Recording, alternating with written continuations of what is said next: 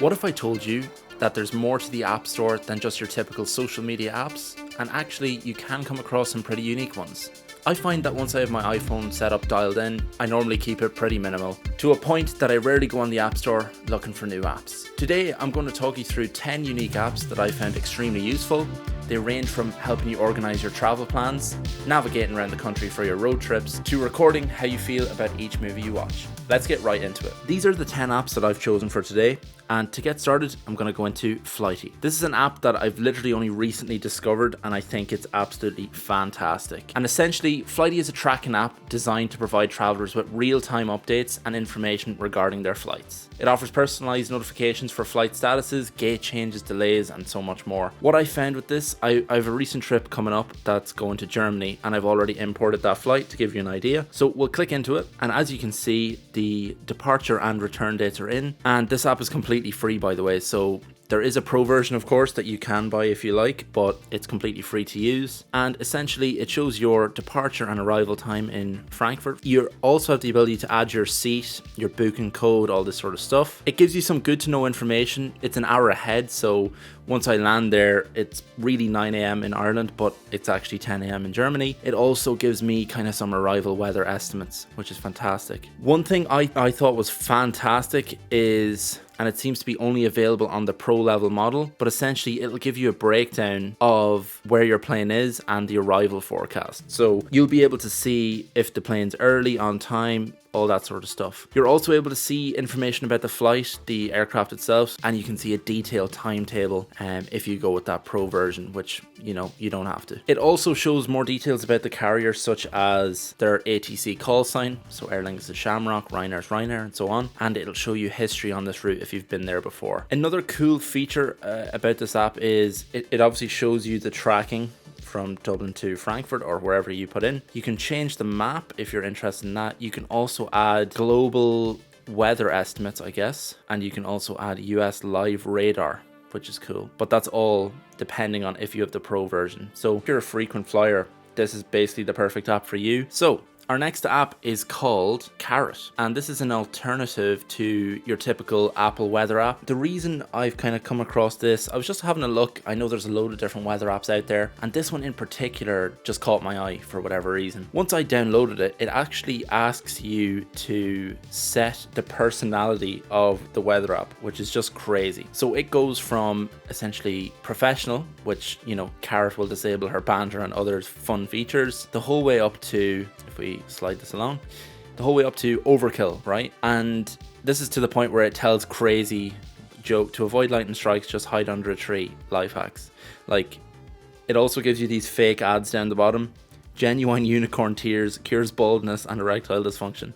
Like, it's crazy. And then, you know, it's a link to their ad page essentially. And once you click some of those ads, it will actually unlock achievements, which is just mental. You never expect this from a weather app. You can also change its political leaning, which is hilarious. You know, it has such a very clear UI. It's funny in that there's actually personalities that you can choose from.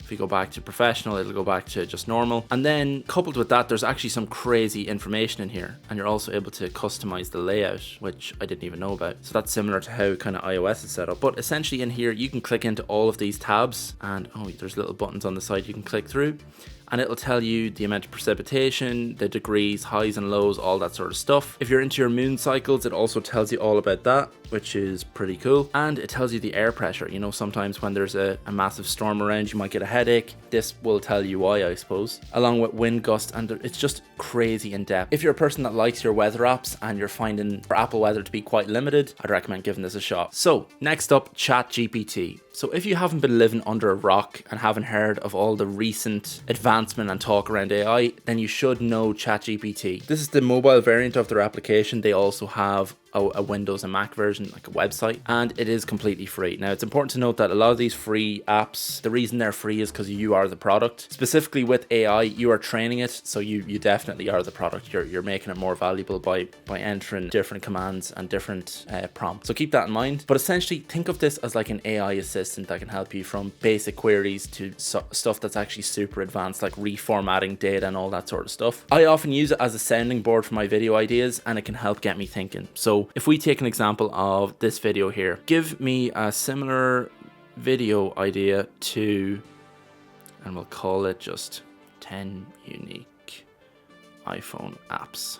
And you put that in there and it will start to come back with, how about 10 must-have productivity apps for your smartphone? Great. Can you generate me 20 more? And it'll come back instantly with 20 more results on what you've asked for. So like, this is just one tiny, really simple use case for it. If you are looking to get into AI, I'd recommend you start here, because it's literally, they're the industry leaders right now. So yeah, you can't start with a better place in my opinion. Next up, we have the Flight Radar app. So I know we've already had one flight app, but this one truly is the best one in my opinion. I've been using this for literally years, without exaggeration. And when it comes to flight tracking, a friend's flight or your own flight, or if you're genuinely just curious to see what's flying around the world at any one point, this is the app for you. You can zoom in over, let's say Ireland, for example, where we are. Dublin is where the main airport in Ireland is. You can click and see that Ryanair, for example, are climbing here, going out to Athens. You can click into the plane and it'll give you a load of basically data on that plane. Now, a lot of this is locked because obviously I don't have the professional version, which is fine, but you do not need it. So if you can put up with a few ads, this is a perfect app. So what's really crazy is when you zoom out and start to see the sheer amount of planes in the sky at one time. Obviously we're here over in the US, and you can just click a random one and it'll tell you where it's left New York, where it's landing Las Vegas, the speed, the altimeter. Yeah, it's just a fantastic app. You can also click up here at the top and search for an aircraft. It's fantastic. I'd recommend trying this out if you're into your flights or if you travel often, similar to the last one. Moving on, we have Waze. So Waze was a game changer for me when I first found it. It's an all-in-one navigation app that kind of revolves around user entered data. If we select location, I've put in work here, and it's already going to tell me how long the journey is going to take. There's police clearly twice on 2 routes there on the motorway. It also tells me how much the toll routes are going to cost on that journey. So you can also select ones without tolls or what have you. You can also ask it to avoid toll roads, avoid ferries, and so on. This is a super powerful app if you do a lot of driving. It also breaks down the best time to leave, and to be honest, if you're using Apple Maps, Google Maps, and not Waze, you're missing out big time. Get on this straight away. Next app is an interesting one, and probably one you haven't heard of, and it's called Letterboxd. So this will be for your really avid cinema goers. If you have like a subscription to your local cinema like what I have, you'll be going to a lot of films, and essentially this becomes like your film profile. So you can see I've seen 74 films since I got this app, and I've been using it probably for the past year or so. You can go in and rate all of your films afterwards and then sort them by 5 stars, 4 stars, and you can also see what other people are saying. So for Air, for example, I thought this was a fantastic film. I voted it 4.5 stars. On average, people voted 3.6. You can see who the cast are, brief description, breakdown of the crew actually, which is mad, details on it, genres, releases, and also member reviews. So you can see the members that voted, you can see the reviews, you can see who has added it to their list, and also where to watch it. It's a fantastic free app, and my friend Sean, who you can see here, has introduced me to it, and he's away liking these crazy films that he always watches. But yeah, if you're into your films, definitely download Letterboxd, give it a try. Next up is an app called Yuka. I've only found this in the last few days. Apparently it's a massive app that a lot of people use, but essentially this breaks down all of the food stuff that you'd be taking in a day. It allows you, basically it activates your camera and you can scan stuff. I've already done that. I went mad in the kitchen earlier on and taking photos and scanning barcodes. So what it does is, if you can imagine, it scans, you have to scan a barcode of food and it'll give you a breakdown on its nutritional value. I believe it also works with other products as well. Yeah, beauty products. So yeah, if you're into that sort of thing. One thing I will point out is it can overstate the negativity of some things.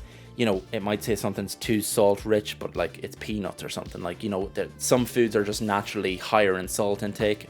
But anyway, the way it works is it takes in, so I scanned this earlier on. It's a great app, but kind of take it with a pinch of salt, pardon the pun, that like not everything will be accurate, but it's cool to see the breakdown. Like I have 3 excellent foods. Okay, one of them being low fat milk, one of them being olive oil, and one of them being literally a box of tea. So that's brilliant. But yeah, it'll show you your breakdown of food on a graph, and I just think it's a pretty unique app. Next up, we have FujiXWeekly. Now this one's very niche.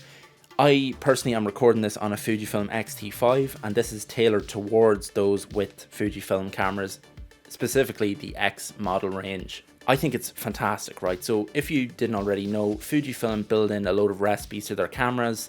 They also have a load of film simulations you can use, and you can scroll through here and pull out, let's say, Kodak Gold.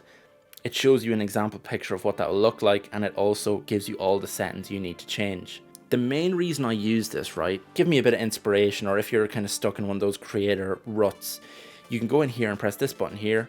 It generates a random recipe out of all the thousands it has, shows you sample photos of what that looks like, and then you can copy it onto your Fujifilm. Fantastic piece of kit, and I'd highly recommend it if you do have a Fujifilm camera. Moving on, a workout app called Strong. Now, I've heard lots of things about this. There's a lot of YouTubers that use it. I haven't used it just yet. But essentially, you can go in and add all of your workouts in here.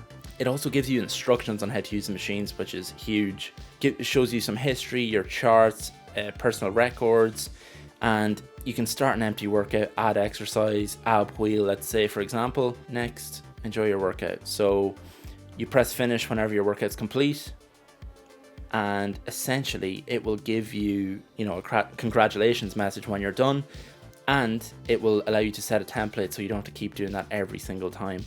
Once you have all that in there, it'll show you a history, you'll have a profile of kind of your workouts per week, and so on and so forth. There are obviously pro versions of this app that kind of give you more features, but it's definitely one if you don't want to be tracking your workouts in Apple Notes like I do. Last but not least, it's an honorable mention, I suppose, and it's an app called Lookup.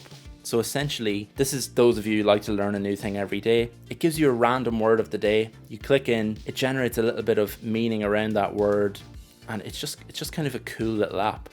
You can also go in here to collections, GRE prep, SAT prep. It has silent letters, psychiatry, all this sort of stuff, and it'll give you a breakdown of what that is, the branch of medicine concerned with the study, and it gives you a new word every day. I just thought it was a cool app, something cool to have on your phone. Kind of pointless though, really, unless you're really using it to learn, but give it a shot anyway and see what you think. Anyway, folks, that concludes my 10 apps that I found for you. I hope you found at least some of these to be productive, useful, or at least unique. And with that said, if you're interested in a video on should you buy the M2 Mac Mini in 2024, check out this video up here. Apart from that, I'll see you in the next one. Have a great day. Bye bye.